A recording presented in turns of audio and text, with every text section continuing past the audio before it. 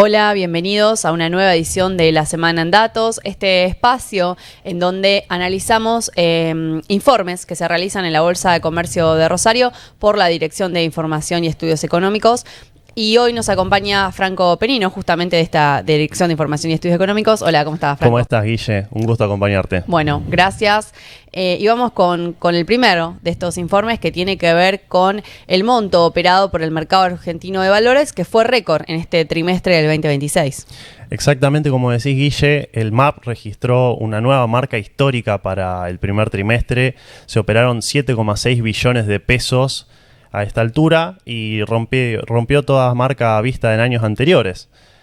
Como podemos ver en la primera imagen, bien se registran los años desde 2020 hasta 2025.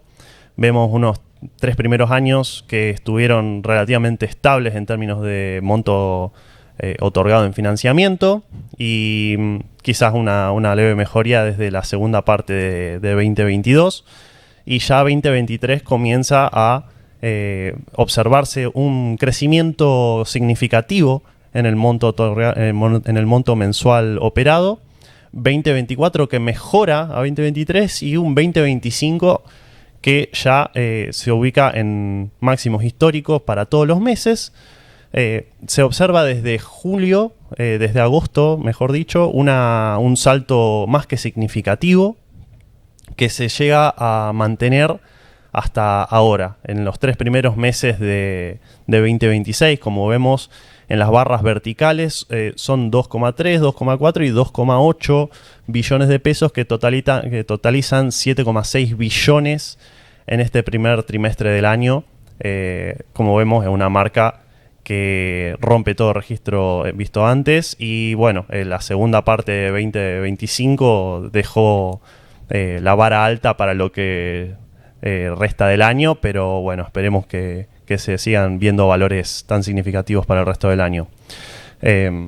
Bien, bueno, ¿y cómo fue las distintas operaciones alternativas, digamos, de opciones de financiamiento?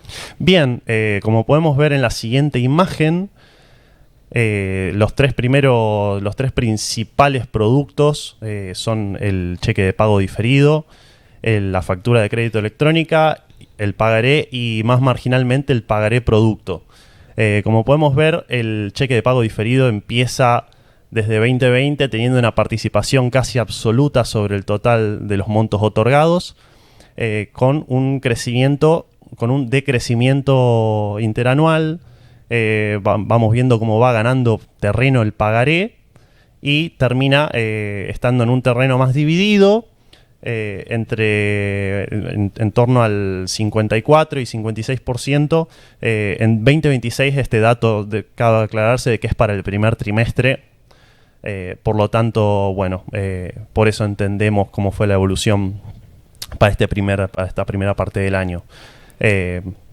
Podemos entender cierto análisis mirando esta evolución. El cheque de pago diferido va teniendo una menor participación, sobre todo porque se va consolidando como el instrumento de corto plazo para financiación, mientras el pagaré va ganando participación en el segmento de mediano-largo plazo. Pasamos a la siguiente imagen. Vamos viendo, en esta imagen simplemente enunciativa, vamos viendo un crecimiento en el monto otorgado de pagarés, que llega hasta 4,3 billones en el primer trimestre de 2026. Pasamos a la siguiente imagen, en la que vemos una participación estable desde 2020 a 2024, con crecimientos en 2025 y 2026 en el primer trimestre para los cheques de pago diferido. Ahora, pasamos por último a la tercera imagen. Acá quiero aclarar, justamente en base a lo que dijimos antes, el pagaré se consolida como el instrumento de mediano a largo plazo por las características intrínsecas de este instrumento, la facilidad de su emisión, los bajos costos de transacción a la hora de operar este instrumento y sobre todo también, muy importante, la flexibilidad a la hora de cómo se emite este instrumento, en el sentido de que se puede emitir en pesos, en dólares o en dollar linked. Y más importante, o igualmente importante, se podría mencionar que no tiene un plazo límite, un plazo máximo para emisión, por lo tanto se consolida más como una alternativa de mediano a largo plazo. Y focalizando un poco más, haciendo zoom en el cheque de pago diferido, que es lo que vemos en esta imagen, vemos una diferenciación entre naranja y gris en la imagen, entre la cual el naranja representa el financiamiento entre 0 y 90 días como plazo máximo, y el gris representa el largo plazo, desde 90 hasta 365 días. La línea que va creciendo va dando a entender un crecimiento de la participación del financiamiento de corto plazo en la negociación de cheque de pago diferido, que se consolida, como hemos dicho, en la alternativa principal de corto plazo, mientras se estabiliza el pagaré como casi la mitad, un poco más de la mitad del monto operado. Y bueno, vemos una tendencia más estructural por el cheque pago diferido a establecerse en el corto plazo. Eso sería todo por el lado de este informe. Bien, bueno, gracias, Fran. Y bueno, podemos pasar entonces ya al segundo informe, que bueno, no tiene relación con tanta relación con el mercado argentino de valores, pero bueno, tiene que ver con un tema que está totalmente en agenda, que tiene que ver con este conflicto, esta guerra en Medio Oriente que inició fines de febrero. Y bueno, entiendo, Fran, que desde la Dirección de Información y Estudios Económicos pudieron hacer un análisis, por lo menos en estos meses que lleva el conflicto, de el impacto que tiene en el sector agropecuario. Exactamente, como decís, Guille, muy interesante la nota, en la cual, bueno, se baja a tierra todo esta incertidumbre, estas idas y vueltas en el comercio internacional que se produjo por el cierre del Estrecho de Hormuz, el conflicto en Irán. Todo esto produjo, bueno, impactos a nivel internacional de los precios de los commodities, principalmente los energéticos, de la normalidad de los flujos comerciales. Bueno, bajando un poco a tierra esta nota, bajando un poco a tierra los efectos de cómo pega en el mercado local, bueno, justamente en eso se focaliza la nota, al ver los impactos sobre los márgenes de la actividad agrícola por, bueno, los distintos cambios de los precios relativos de los bienes del sector agroindustrial que hacen al desarrollo de la actividad, como son los fertilizantes y el combustible. Bueno, el cierre del Estrecho de Hormuz produjo una paralización de los tránsitos de la mercadería.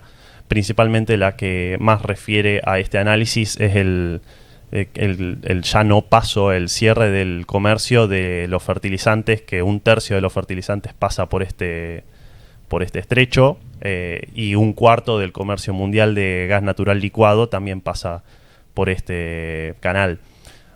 Bueno, la cuestión es que al detenerse el flujo de gas también y de urea y fertilizantes en general, produce una menor disponibilidad en los mercados globales y un encarecimiento de este fertilizante nitrogenado en los mercados internacionales. Como podemos ver en la siguiente imagen, el precio de la urea se disparó entre 30 y 77% desde que inició la guerra.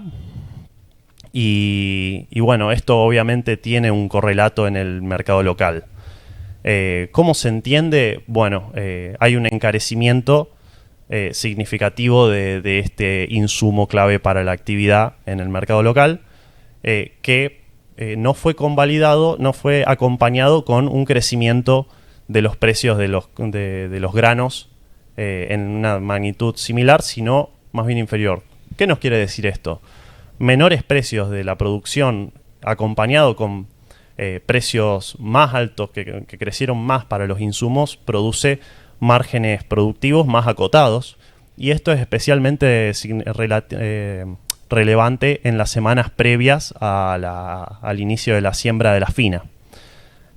Como podemos ver en la siguiente imagen, el ingreso bruto se mantuvo virtualmente estancado, creciendo, no creciendo demasiado. Quizás entre marzo y abril se advierte un crecimiento de unos dólares, pero el subtotal de costos, que digamos es la suma de todos los costos relacionados a la actividad, creció más que proporcionalmente, un 16% desde abril hasta marzo y un 11% desde abril hasta febrero, lo cual nos indica de que bueno, los costos de la actividad, como decimos, crecieron más que los ingresos.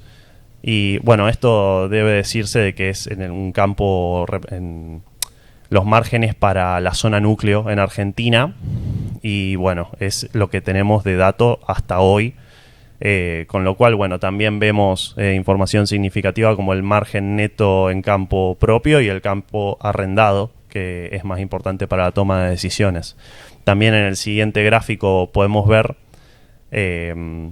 esta tabla de márgenes para el trigo, la combinación trigo-soja de segunda, con lo cual vemos un deterioro todavía también muy significativo.